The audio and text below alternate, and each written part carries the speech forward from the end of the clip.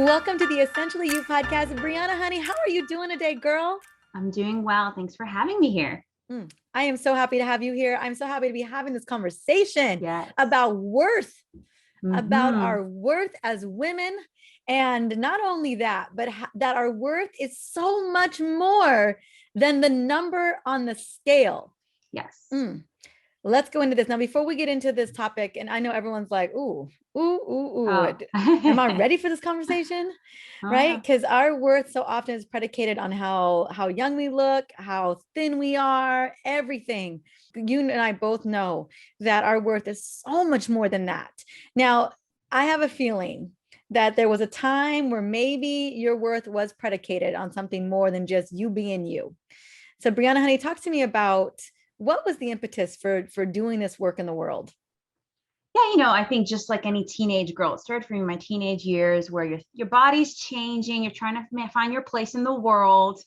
And I started playing sports. So naturally started playing sports, started changing what I ate a little bit, and I lost weight. And I didn't really think I had a weight problem before. And I still don't think I did, but I got noticed and I got affirmed a lot. So my mind started thinking I'm a 14, 15-year-old. Hey, when I am smaller, I get this attention and therefore I feel like I belong more, feel like I'm worth something, a little bit more value.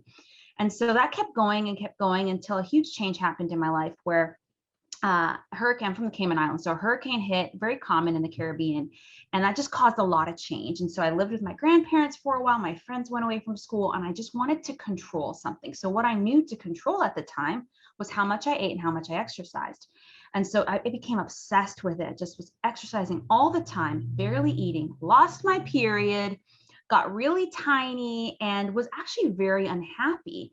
But I remember friends then saying to me, "You're too skinny." And I just was like, what? I can't get a break here. One minute I'm too big, one minute I'm perfect, one minute I'm too small. And but I'm really grateful that I did have friends and family and teachers in my life because I was very unhealthy and saw a nutritionist, and she recommended that I see a child psychologist at the same time because I think she could see it wasn't about the food. It was about something else going on in my life. And I didn't, because I just was like, I'll eat, I'll gain weight, everyone's happy. Fast forward to the end of high school, I was up to be valedictorian, and I started to find my worth not just in my weight, but my work, what I do. And I still struggle with that to this day. And I got stressed out. And so I went to food for comfort. So what happened is not only did I gain the weight back, I gained the shame and guilt. Like, hey, how did I once be able to handle the food so well? And now I can't. Now I just want to eat all the time.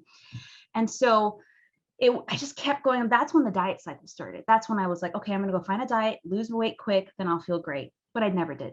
But so then I gained it back. So when college came around, I think I was just tired. And for me, I really, really connected with my faith then and just started to see, oh my gosh, I'm worth so much more than I'm giving myself credit for. And that's when things started to change one small thing at a time. I started to not find my identity in what grade I got or the size of my pants or any, and I just started to invest in the things in my life that mattered, my relationships, my own well-being started to really change what I ate, not so that I could see a change in the scale, because it made me feel good. And, that's been the case for the last 12, 13 years, where over time, I'm still I would say I'm a recovering diaholic. I don't know what the word is, just still having to recover over the mindset around that, that my worth is in my weight. My worth is not in my weight, or it's not in the size, shape, or scale number I'm at. And I had to just keep remembering that. And so that was kind of the start. I was an accountant. I'm a trained accountant and CPA. But as I was doing that, my early 20s, I started to get a sense that something was, I was having this huge experience of transformation and healing, that I was meant to do something else. And so I got my health coaching certification. And I just remember sitting down with my first client, not really knowing what I'm fully doing, but talking with her. And I said, my goodness, I'm meant to do this. Just hearing your story, hearing how you're struggling, I can offer a little support. So that was 5 years ago. And here I am now, still doing it and loving it.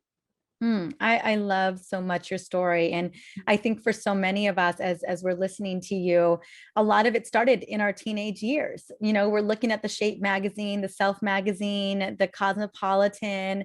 And like you said, no, it's someone like when people noticed you is when you were controlling the exercise, probably over exercising and under eating. I don't know exactly what that was.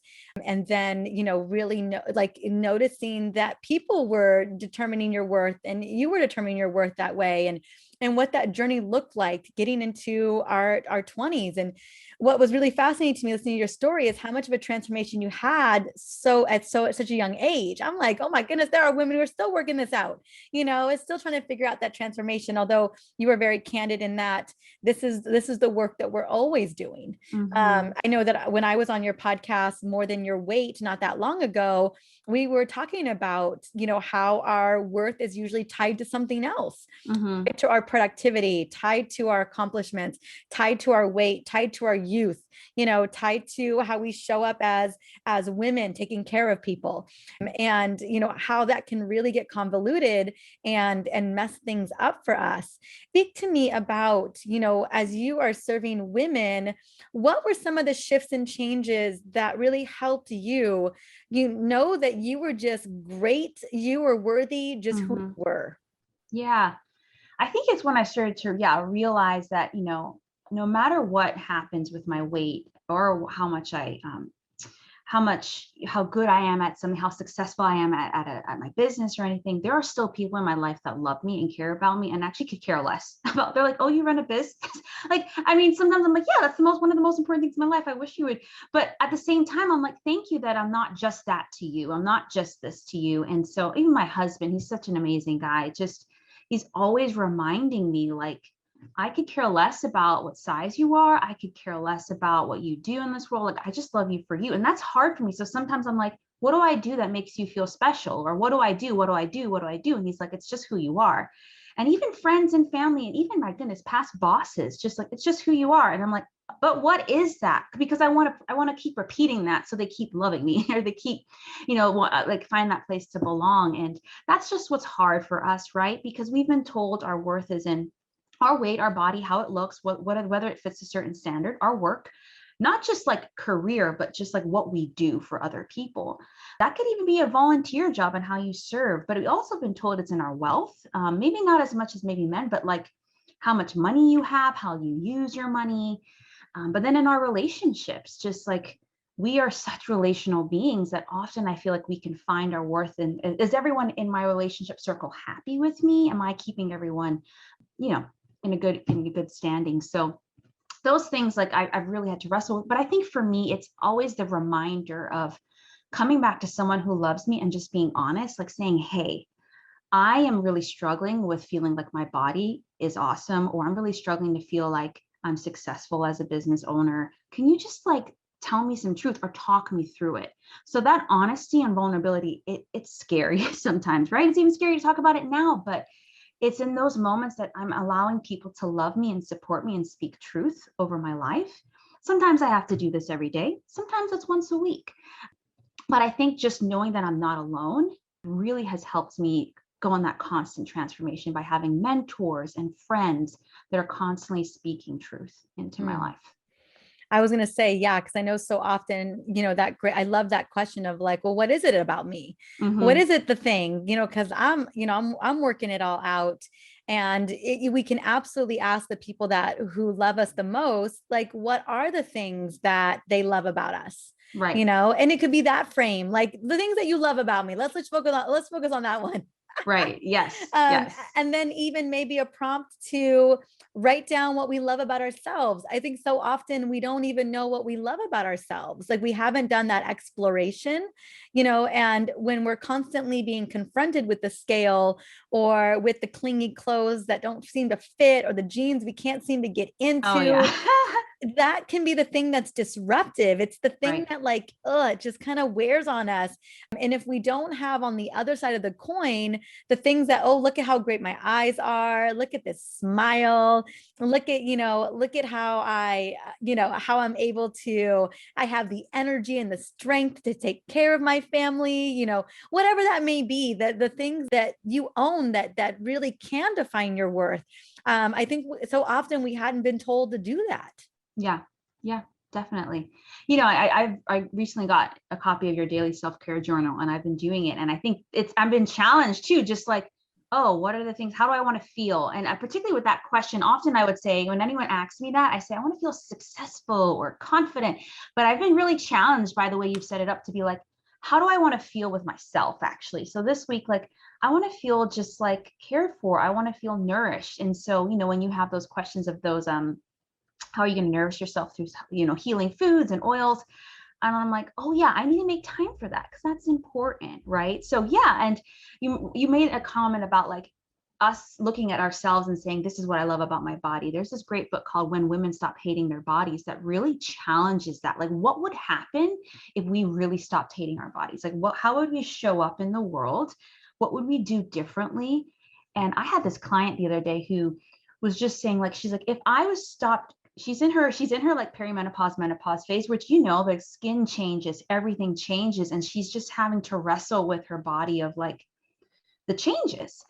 And she's like, if I wasn't as concerned with my body, I would be able to go talk up there, because she's writing a book. She's like, I would be able to go talk about my book, talk with someone, and rather than be concerned with what they're seeing and when they look at me, be concerned with what they're saying. And I just was like, that's powerful, because you would be present with her. You would, guide her. But we're so concerned, like what people think about us, but people aren't thinking about us. They're thinking about themselves, Oh, right? yeah. So, it is about them. It's just the way right, it is because we're right, all caught up in it. right.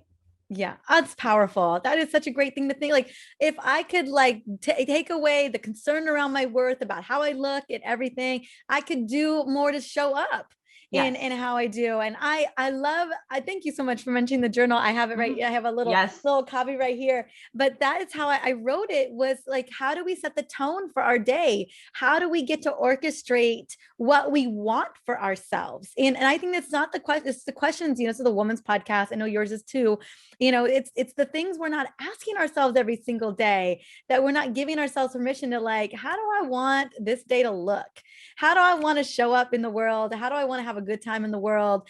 And when we are so caught up in how everyone is measuring our worth, when they're not even doing so, Right. it can really keep us from doing the really awesome things, the really big things. And like you said, the presence, we were talking about that before we started the podcast, is how we can become more present and really savor everything that we're in right now. Like, I'm savoring this conversation. I'm savoring your brilliance right now, Brianna, honey, because that's what life is all about.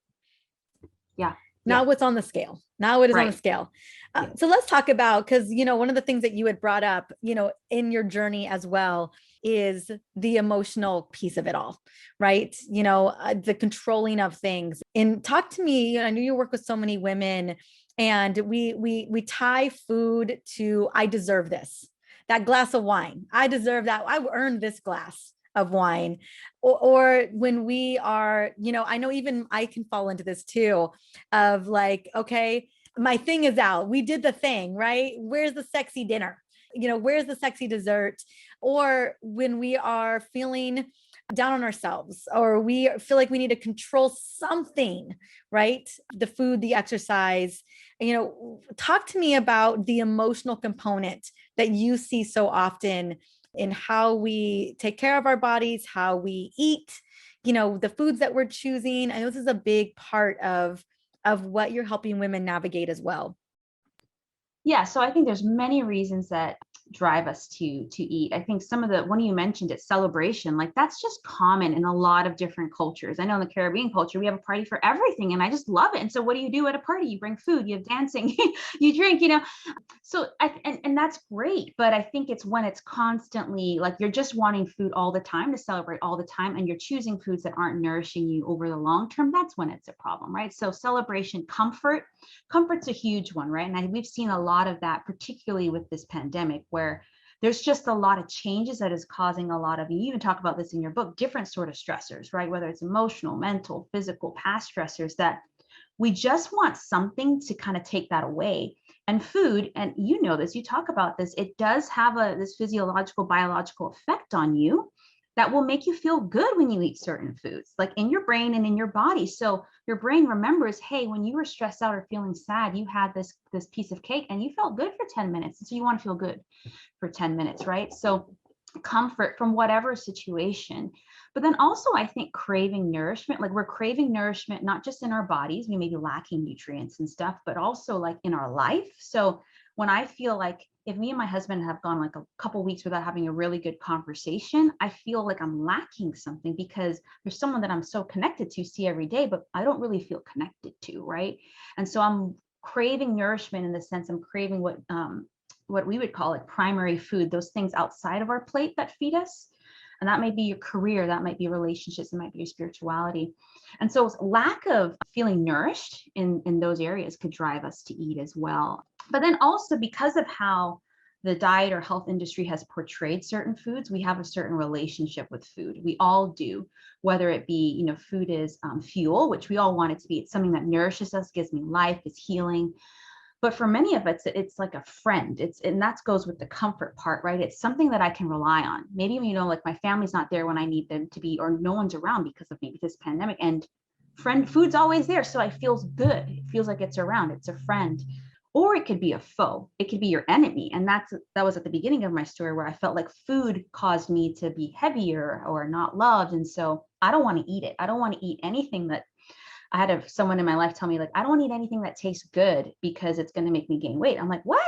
I eat healthy foods all the time and I love it, but it's just that mentality too. And so we have all these emotions attached to food that may drive us to do things with food and view food a certain way. And so it's just really about analyzing, like in a particular instant. You can't analyze your whole life and whole life eating patterns, but if you track your food and your emotional and mental component connected to the food for a week, you're going to start to see, oh, I just finished my book launch. Or it's like, I wanted a glass of wine, whatever, right? And that's fine. But then you just say like, oh, do I want to do that all the time I launch a book?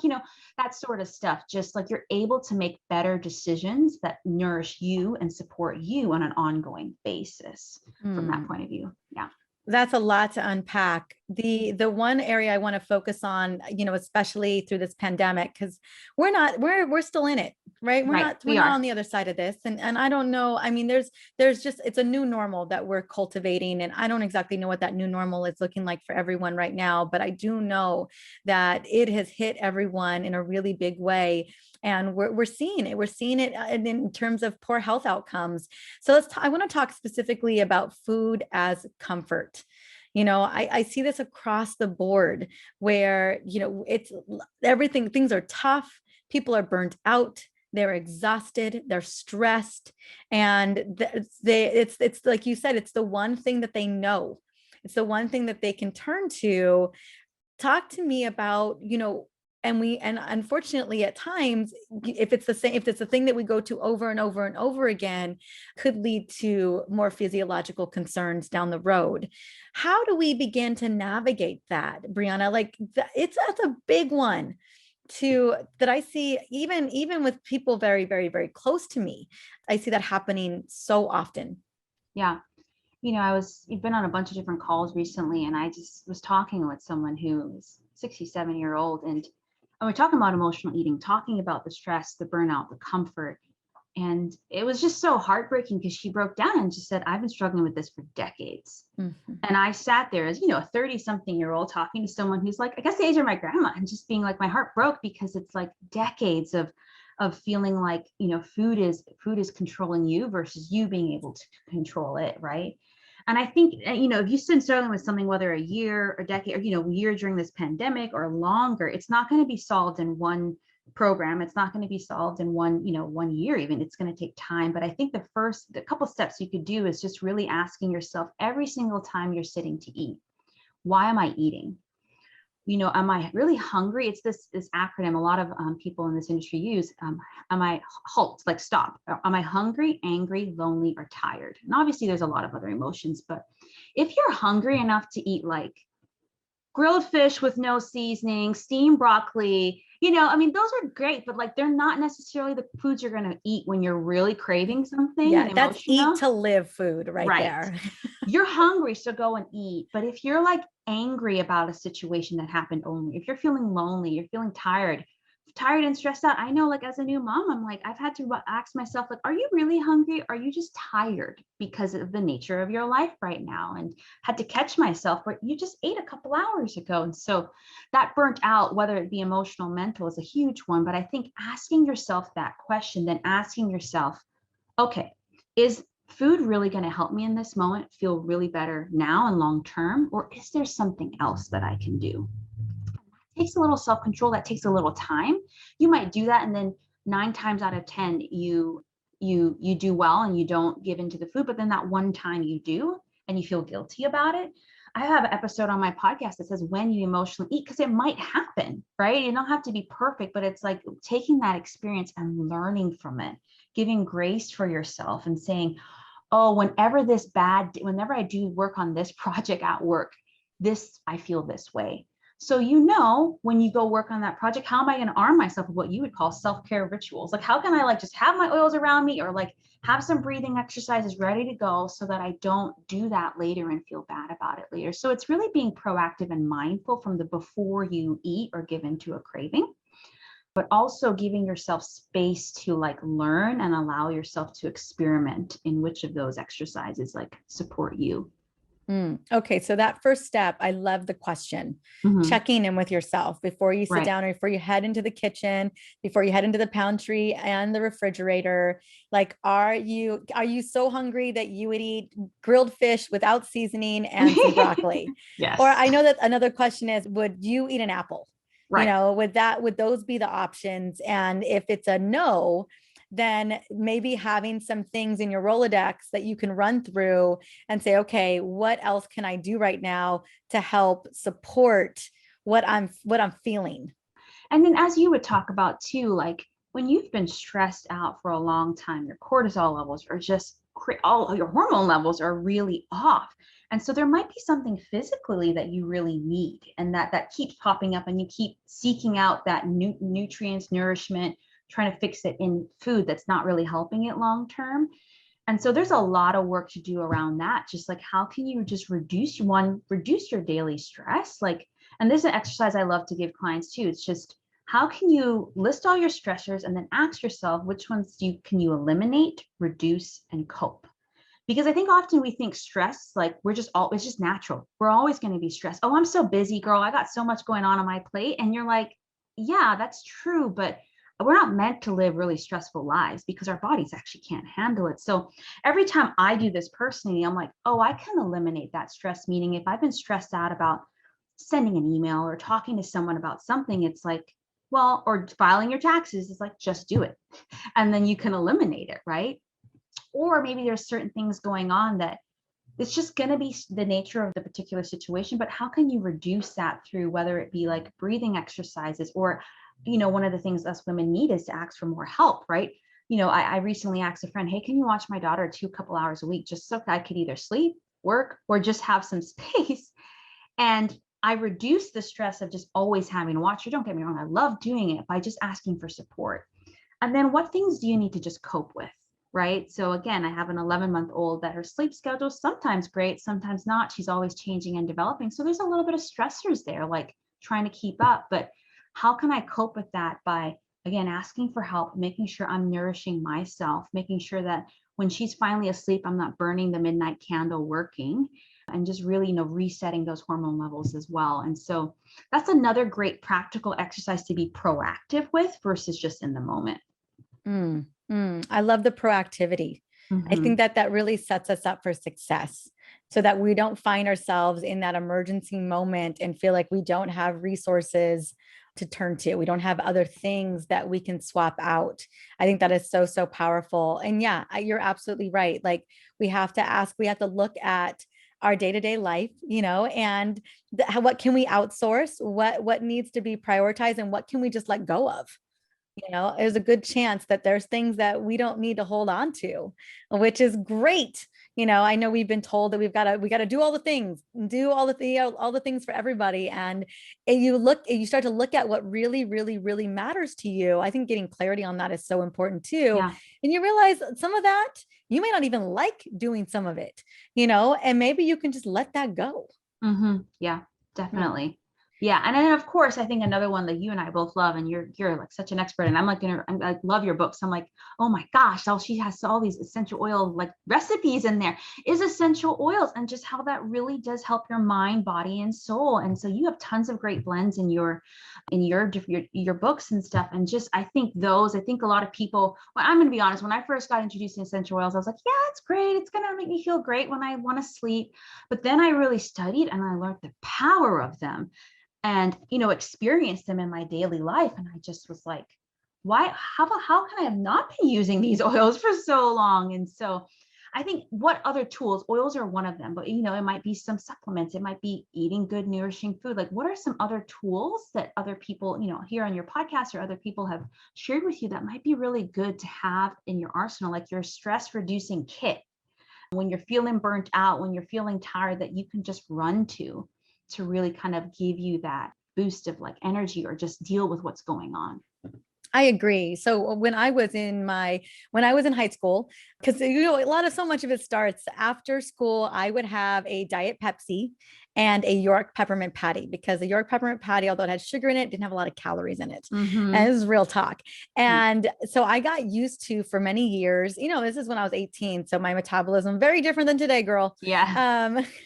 And then in college, and then even at work around 3 o'clock, I would get my little slump because I was a stressaholic, and I would need something to nourish me. Right. And it was always in the form of caffeine and sugar, always, always, always.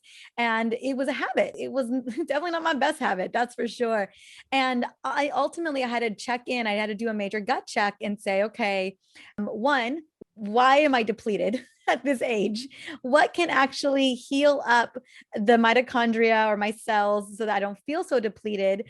And then, when I am feeling that burnout, when I am feeling that stress, what is a swap? What is Right. another ritual or habit that I can bring in that isn't causing detriment to my endocrine system and to my overall energy levels? Because that habit wasn't doing me any favors. Like you were talking about, that short-term 10-minute gain, whether it's an emotional gain or it's an energy gain, but what's happening, what is the deficit on the back end?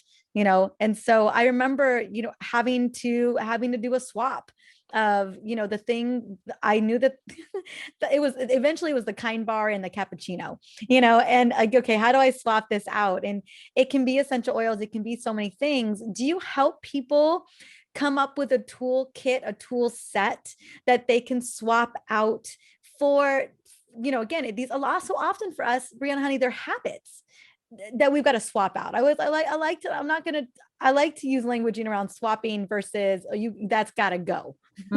Yeah. No, it's even the idea of like, one of the concepts I learned when I was getting my certification was crowding out by adding in. So rather than focusing on like, I need to stop having the Diet Pepsi or I need to stop having the York peppermint patty, which by the way, Pop-Tarts and Diet Coke was my thing. Confession there. Ran to the vending machine all the time in college. But what can we add in? So versus saying like, I'm just going to stop doing that at 3 p.m. You're like, okay, maybe I could use my oils, or maybe I could have a tea, or maybe I could just drink a cup of water or go for a 5-minute walk outside as a break. And when you add certain things in, your mind, your schedule can only do so much. So you crowd certain things out. And so, yeah, that's the only way to swap a habit, is to bring in a new one. And so that's going to kind of some of the things that I help people think through too. And we start small. So we can't you might have many, if you're a stressaholic or if you feel really stressed and burnt out, you're going to have a lot of different things that might need to be swapped and changed. But just try one at a time, keep being consistent, and then we'll try another one at a time and add in another tool over time till at the end, that's what makes change sustainable, right? So often we're trying to just do an overhaul. But what after the 30 days? What after the like 6 months, So by doing one step at a time, it becomes ingrained in your life. I love that. One more question before I want to talk a little bit about mindset, but one more question about that. When it comes to creating the swaps, because I know so many people are like, yeah, it's said and good. I know I got to swap these. I know I shouldn't be drinking this big old diet Pepsi every single day. I know I probably shouldn't be eating these Reese's peanut butter cups every single day. I definitely know I shouldn't probably be eating that popcorn at 10 o'clock at night, but I don't know how to swap things out. And I want it to feel good, because these are the feel good things for me. And this is my favorite feel good thing. Right. And I need something that feels just as good as this thing right here. How do we walk women through that? How do we create a feel good list? Do we create like a calorie-free feel good list? Yes. What are some of the steps that you recommend here? Because I think so often women are like, I don't even know what else that's going to make me feel good. Yeah, I think one of the things that has been helpful, at least for me or even the women that I've served, is just maybe not go cold turkey. So for example, like you drink a Diet Coke every single day, maybe it's every other day. Or, I've even done this with like when I used to add sugar to my coffee or whatever. It's like, okay, Mel, maybe every other day I could add sugar to it, or maybe every other day I could have a coffee, and then slowly changing it out. And then maybe it's in the day in between is where you have something else. And so you still and that way you can kind of experiment. So when I had the Pepsi and York peppermint patty, I felt this way. But then when I had the green smoothie with matcha, it's like I felt this way. And then, okay, so which one do I want to feel more? Yeah. So I feel like that helps me, is like presenting both options and then saying, okay, analyzing how did you feel when you had those overall. Real talk. I love that. Like testing out the swap and really getting honest with yourself about how you felt, how you feel that next day. Like, is that wine, how are you feeling with that wine the next day? How are you feeling with that wine 5 hours from now? Is it really serving? Yeah. And then, the exchange is, you have the soda water, you have the rooibos tea, and like how are you feeling that day? On the next day. I love that. So funny, because I was thinking about, I cut out Diet Pepsi or Diet Coke. I forget which one it was, when I was 24 years old. When I heard that it literally it sucks the bone out of you, I was like, oh my goodness, osteoporosis. I do not want that. And I've never had a soda again in my, we have LaCroix and soda waters and Pellegrinos and my husband and I call them sodas. Yeah. And my mom is just offended. She's like, sodas? These are not sodas. And occasionally I'll go to my mama's house and she'll have her little, I think it's Coke. Usually it's like a Coke. And she's been nursing this Coke for like 5 days. Yes. I was like, it's not even fizzy. Exactly. Now it's flat. Oh. And she's like, don't you touch my soda. She always, when I come over, she hides it in the back of the fridge. She cracks me up. It makes me laugh. It's just funny, the reframe around all these things. And it's just a giggly moment for me, because like the beautiful thing is that you and I can really speak into this 100%. You can crowd these things out and you can sub them in for something super, super sexy, super yummy. Right. And also my favorite thing about that is, how do I want to feel? How do I want to show up the next day? I remember when I was in practice, I would have a couple cocktails, with some friends. And then I'd have patients at 9 o'clock in the morning and I would feel, I'm not going to lie, it would be a little fuzzy at 8 a.m. Yes. And yeah. I'm like, is this how I want to show up? And this is how I want to feel for my patients? Is how I want to feel for my family this next day? And that was the question that was a real turnaround question for me, because I was like, I want to feel better. I want to feel better. I want to feel better for me first and foremost, because this isn't serving. I don't like that I can't even think straight right now. But then also I thought, how do I want to show up for the people that I promised to show up for? And that was a major shifting moment for me. Yeah. Even with what you're saying too, it's kind of like, and this can go down to like, whether it's the mindset work or self-care, where if I personally, I've seen this too with my daughter. It's like, this is someone who's needing me so much in this season. And if I am not eating well or sleeping, or I'm stressed out, or I'm not taking the time to do the things that really give me self-care, I don't feel well, and it shows. I'm way quicker to be like, don't talk to me or whatever, not to Yeah, her, but snippy like leave her. snappy. And I'm like, whoa, I was usually really good at handling my, like when I'm like feeling anxious or like snippy snappy. And I just realized it's because I've just literally, I'm on call. We're on call 24/7. And but so I need to make sure I'm nourishing myself in the ways that I need. And that primary way is what I'm putting in my body as well. And not just being concerned with her now that she's eating food, like, okay, to make sure she has her fats, her proteins, her carbs. It's like, no, I need to make sure I have my fats, my proteins, my carbs, so that I feel good. And then I can be a present mom for her, and also just take care of myself and her in the process. Mhm. I love that so, so much. I love that so, so much. Yeah. Like the reflection of people. I always tell people, you know, how, you know, you're stressed, because so often we don't know, watch the reflection in you and other people, you Mm-hmm. know, and Yeah. see how they're responding. And Yes. that'll give you a really great sense of what's going on with you. And it's just kind of like, yeah, how are people seeing us, you know? And I think that I mean, again, I think we're talking about worth today and how loving up on ourselves, and that first being the foremost, like, how do I want to feel? How do I want to love my body today? You know, how do I want to feel tomorrow morning based on the choices that I'm making today? Mm-hmm. And that is about you. You're the Yeah. common denominator on all of these things: Yeah. career, family, you know, relationships, money, all of it starts with you first. And it starts with that inner worth.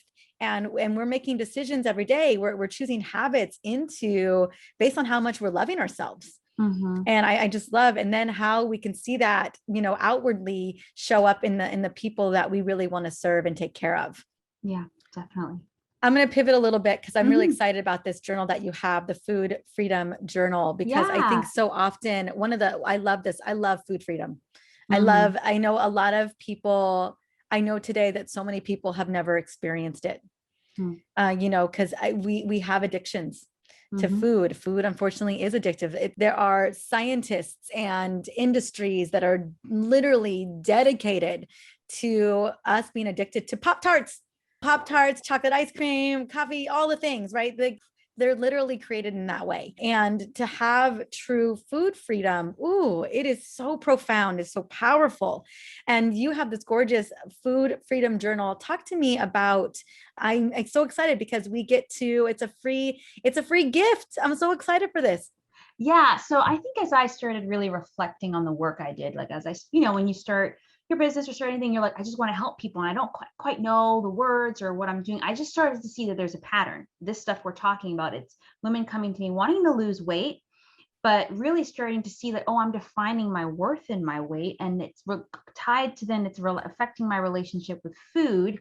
And so I just saw that there were 7 areas that we all have a relationship with that impact our food freedom. You know, your relationship with diets, your weight, food, your body, yourself, exercise even. I've heard a lot of people tell me that like they exercise because they ate this. And so there's a relationship you have with food and exercise, and then how we handle our emotional health.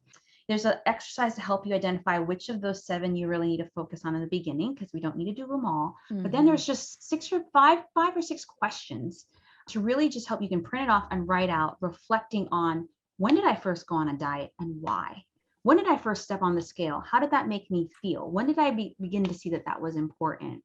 And that just will really help you start to see where you're at and kind of which areas you need to work on going forward to figure out whatever your definition of food freedom is. So for me, it's being able to enjoy the foods I want to eat, but also eat the foods I know I need to eat and feel shame or guilt about neither of them. So I remember, you know, I'm from the Cayman Islands, really small country, and I was a health coach, so people would see me in the supermarket and like hide their cart. And I'm like, it's okay. It's a Saturday. I'm here getting gluten-free brownies, cook with some ice cream. What are you getting? But it was just this idea of like, certain foods are bad, certain foods are good. I don't want to show people. And I said, no, I think food freedom is being able to enjoy those foods, but at the end of the day, giving your body with the foods it needs the most.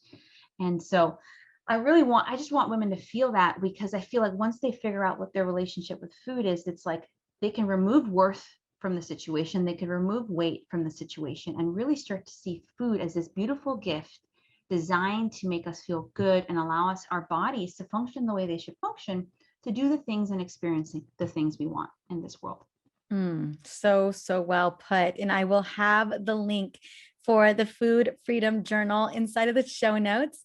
Now, Brianna, honey, besides the podcast, where else, and the journal, I'm going to get that journal, besides the podcast, more than your weight, where else do you want us to plug into? Yeah, I'm on Instagram, and then all the social media handles at MadeWell345. But I hang out in my Facebook group the most, the More Than Your Weight Women's community. So it's just an extension, a private space where you can unpack all of this, ask me questions, do free challenges from time to time. So that's where I hang out the most. I love it. Well, we'll have all the links there for everyone to check you out. Definitely go and grab the journal. We all need some food freedom in our lives at 100%. And I love that, figuring out what lever to pull first is so critical. And you have given us permission to figure out what that is and then take that next first step. Yes. Yeah. Thank you so much. Thank you.